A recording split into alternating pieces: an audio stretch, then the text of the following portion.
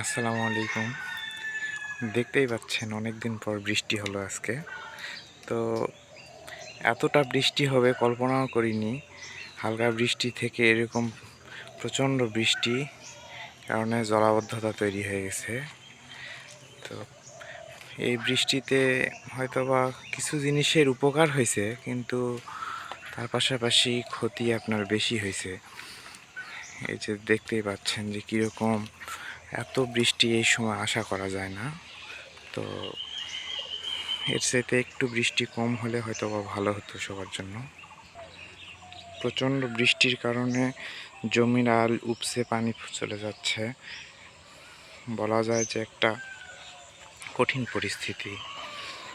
এমনিতে এই সময় কৃত্রিমভাবে পানি দিয়ে সেচ করতে হতো, কিন্তু বর্তমানে আপনার মানুষের অনেক ক্ষতিও হয়েছে। সামনে দেখা যাচ্ছে যে মানুষের, যে পাশে আমি দেখাবো, সামনে দেখা যাচ্ছে মানুষের ব্যাপক ক্ষয়ক্ষতি হয়েছে।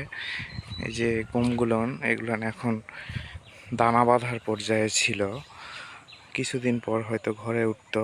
সেই গমগুলান এই বৃষ্টির কারণে এবং সঙ্গে বাতাস ছিল, সব পড়ে যায়। এগুলা আর হয়তো বা সেই সাবেক অবস্থায় থাক উঠানো যাবে না। তবে এই বৃষ্টিতে একটা জিনিসের খুব ভালো উপকার হয়েছে। আমের কুড়িগুলা বৃষ্টির পানিতে ধুয়ে যাওয়ার কারণে নতুন করে আবার ফুটছে, যেটা আমের ব্যাপক উপকার, আমের ফলন অনেক গুণ বাড়িয়ে দিবে। তো সব মিলে বৃষ্টিতে ব্যাপক ক্ষয়ক্ষতি হলেও কিছু কিছু জিনিসের হালকা উপকারও হয়েছে। তো সবই আল্লাহর ইচ্ছা, মানুষের করার কিছুই নাই। তো এই হচ্ছে আমাদের বৃষ্টি, কারোর জন্য ক্ষতিকারক আবার কারোর জন্য উপকারী।